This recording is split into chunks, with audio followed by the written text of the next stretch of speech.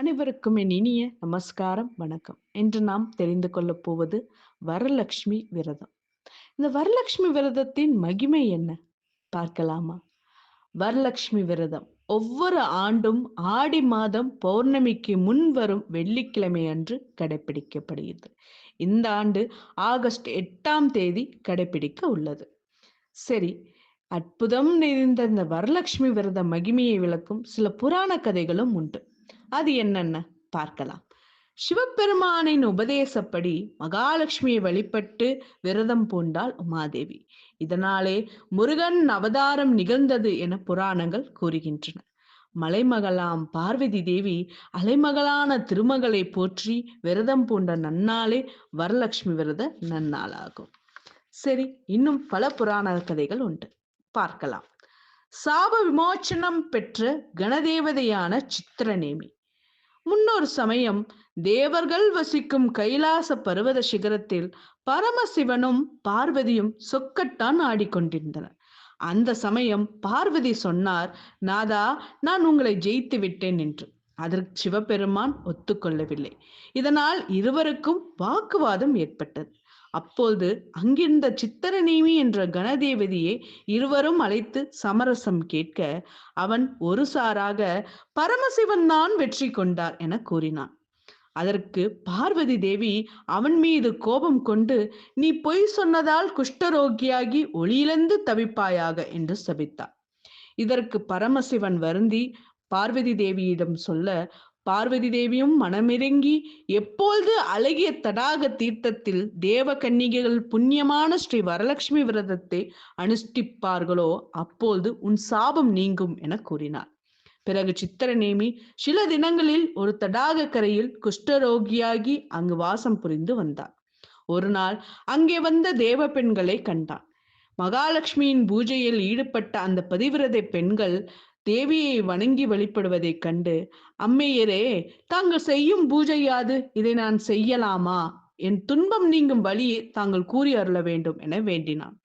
தேவ பெண்கள் சொன்னார்கள், நாங்கள் இன்று ஸ்ரீ வரலட்சுமி விரதம் அனுஷ்டிக்கிறோம். இது திவ்யமானது, வேண்டும் வரங்களை அளிக்கக்கூடியதும் ஆகும். வெள்ளிக்கிழமை அன்று முறைப்படி மகாலட்சுமியை நோக்கி இந்த விரதத்தை தொடங்க வேண்டும். தேவ கன்னிகைகள் செய்த இந்த பூஜையை சித்திரநேமி பார்த்ததால் அவனுடைய குஷ்ட நோய் நீங்கி தங்க நிறம் பெற்றான். நான் முயற்சியுடன் எல்லாவற்றையும் அளிக்கும் இந்த விரதத்தை மேற்கொள்கின்றேன் என கூறி தானும் மகாலட்சுமி விரதத்தை செய்து தேவர்கள் அனைவரையும் அனுஷ்டிக்க செய்தான் சித்திரநேமி. பிறகு பிராமணனுக்கும் சந்நியாசிக்கும் தெய்வத்திற்கும் பிரம்மச்சாரிக்கும் சுவாசினிக்கும் முறையே 5 நிவேதனங்களை படைத்து மகாலட்சுமிக்கு செய்தான். அதன் பின் தேவிக்கு நமஸ்காரம் செய்து தன் இருப்பிடமும் சென்றான். கைலாசம் சென்று பார்வதி பரமேஸ்வரர்களை வணங்கி அவர்களிடம், தேவி, வரலட்சுமியின் அருளால் தங்கள் திருவடியை காணும் பாக்கியம் எனக்கு கிடைத்தது என்று கூறினான். அப்பொழுது பரமசிவன் சொன்னார், இன்று முதல் நீ இந்த கைலாசத்தில் சகல போகங்களையும் அனுபவித்து கொண்டிருப்பாயாக. பிறகு இந்த வரலட்சுமி விரதத்தின் மகிமையால் வைகுந்த லோகம் சேர்வாய் என ஆசி வழங்கினார். முன்பு பார்வதியும் எப்படி சத்புத்திர லாபத்திற்காக இந்த விரதத்தை அனுஷ்டித்தாளோ அதன் மகிமையால் அவளுக்கு சண்முகன் தோன்றினான். இந்த விரதத்தை படித்தால் சகல சௌபாக்கியங்களையும் அடைவர் என உதாரணத்திற்கான முதல் கதை. சரி, இரண்டாவது புராண கதை என்ன பார்க்கலாம். பத்ரஸ்ரவஸ் என்ற மன்னன் உத்தமமான விஷ்ணு பக்தன். கற்புக்கரசியான சிவசந்திரிகா அவன் மனைவியாவார். இந்த தம்பதிகளின் மகள் ஷியாமா பாலா தம் செல்ல மகளே சக்கரவர்த்தியான மாலாதரன் என்பவருக்கு திருமணம் செய்து கொடுத்தார்கள். சில காலம் சென்று ஒரு நாள் செந்தாமரை செல்வியான மகாலட்சுமி தேவி வயதான சுமங்கலி வேடத்தில் சிவசந்திரிகா அரண்மனைக்குள் நுழைந்தாள். மகளை புகுந்த வீடு அனுப்பிவிட்டு தனியாக இயக்கத்துடன் இருந்த சிவசந்திரிகாவிடம் அன்போடு வரலட்சுமி விரதத்தை விரிவாக கூறி அதை கடைபிடிக்கும்படி சொன்னார். ஆனால் அரசியான சிவசந்திரிகாவோ வயதான சுமங்கலி வடிவில் வந்து உபதேசம் செய்த லட்சுமி தேவியை அவமானப்படுத்தி வெளியே விரட்டிவிட்டார். இப்படி அரசியால் விரட்டப்பட்ட லட்சுமி தேவியை அரசின் மகளான ஷியாமா பாலா சமாதானப்படுத்தினார். அத்துடன் லட்சுமி தேவியிடமிருந்து வரலட்சுமி விரதத்தை விரிவாக கேட்டு உபதேசமும் பெற்றார். பக்தியுடன் விரதத்தை கடைபிடித்தாள். விரத மகிமையால் சிறந்த செல்வமும் பெற்றாள். இதே நேரம் இவள் பெற்றோர்களோ லக்ஷ்மி தேவியை அவமானப்படுத்தியதால் எல்லாவற்றையும் இழந்து ஏழைகளாக ஆனார்கள். விவரம் அறிந்த ஷியாமபாலா ஒரு குடம் நிறைய தங்கத்தை தனது பெற்றோர்கள் வறுமை தீர அவர்களுக்கு அனுப்பினார். அனுப்பிய தங்கம் பெற்றோர்களிடம் போனதும் அது தீய வினையால் கரியாக ஆகிவிட்டது. இதை அறிந்த ஷியாமபாலா தன் தாயான சுரசந்திரிகாவிடம் வரலட்சுமி விரதத்தை பற்றி சொல்லி பூஜை செய்யும்படி கூறினார். அவளும் மகள் சொன்னபடியே வரலட்சுமி விரதத்தை கடைபிடித்து பூஜை செய்து அழிந்த செல்வங்களையெல்லாம் மீண்டும் பெற்று சுகவாழ்வு வாழ்ந்தாள். சரி, மூன்றாவது வரலட்சுமி விரதத்தின் மகிமை என்ன? எப்படி பூலோகத்திற்கு விரத பூஜை பரவியது பார்க்கலாம். சௌராஷ்டிரா தேசத்தில் குண்டினம் என்ற நகரத்தில் ஷாதுமதி என்ற பெண் இந்த வரலட்சுமி விரதத்தை உபதேசிக்க பெற்று ஸ்ரவண மாதம் சுக்லபட்ச பௌர்ணமியுடன் கூடிய வெள்ளிக்கிழமை அன்று தேவியை வரித்து சகல பாக்கியங்களையும் பெற்றார்.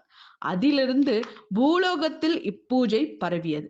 இந்த வரலட்சுமி விரத மகிமையை படிப்பவர்களுக்கும் சரி, கேட்பவர்களுக்கும் சரி, வரலட்சுமியின் அருளால் தனதானிய சம்பத்கள் உண்டாகும் என்பது நம்பிக்கையாகும். சரி, இந்த வரலட்சுமி விரதத்தை எப்படி கடைபிடிக்க வேண்டும், அதோட விசேஷங்கள் என்ன பார்க்கலாமா? விரதம் இருக்கும் வெள்ளிக்கிழமை அன்று வீட்டின் கிழக்கு திசையில் ஈசானை மூலை பகுதியில் பூஜைக்கான இடத்தை அமைத்து கொள்ள வேண்டும். அந்த இடத்தை நன்றாக மெழுகி அரிசி மாவால் ஆன கோலமிட்டு மண்டபம் அமைத்து அலங்கரிக்கவும். மண்டபத்தின் கீழ் நுனிவாழை இலையில் நெல்லை பருப்பி அதன் மீது ஒரு தட்டில் அரிசியை வைக்க வேண்டும். அதன் மேல் கலச கும்பத்தை வைக்க வேண்டும். அரிசியை கும்பத்தில் நிறைத்து மேலே மாவிலை கொத்து தேங்காயும் வைத்து அலங்கரிக்கும். புதிய வஸ்திரம் சாற்றி 4 கரங்கள் கொண்ட மகாலட்சுமியின் முக பிம்பத்தை வைத்து பூக்கள் சூட்டி அலங்கரிக்கவும். விரத பூஜை எந்தவித இடையூறுகளும் இல்லாமல் நன்கு நடைபெற வேண்டும் என்பதற்காக விக்னங்களை நீக்கும் விநாயகரை பூஜித்து பிறகு வரலட்சுமி பூஜையை தொடங்க வேண்டும். விரதம் இருக்கும் வெள்ளிக்கிழமை அன்று காலை ராகு காலத்திற்கு முன்போ அல்லது பின்போ ஒரு தாம்பூலத்தில் அரிசி பரப்பி அதன் மேல் கலசம் வைத்து பழம் வெற்றிலை பாக்கு நிவேதனம் வைத்து வாசலில் உள்நிலைப்படி அருகே நின்று கற்பூரம் காட்டி ஆரத்தி எடுத்து மகாலட்சுமி தாயை வீட்டுக்கு அழைத்து வருவதாக பாவனை செய்து பயபக்தியுடன் அழைத்து வர வேண்டும். அஷ்டலட்சுமிகளுடன் வரலட்சுமியும் சேர்த்து 9 லட்சுமிகள் என்பது சாஸ்திரம் என்பதால் 9 நூல் இலைகளால் ஆன 9 முடிச்சுகள் போடப்பட்ட நோன்பு கயிறை பூஜையில் வைக்க வேண்டும்.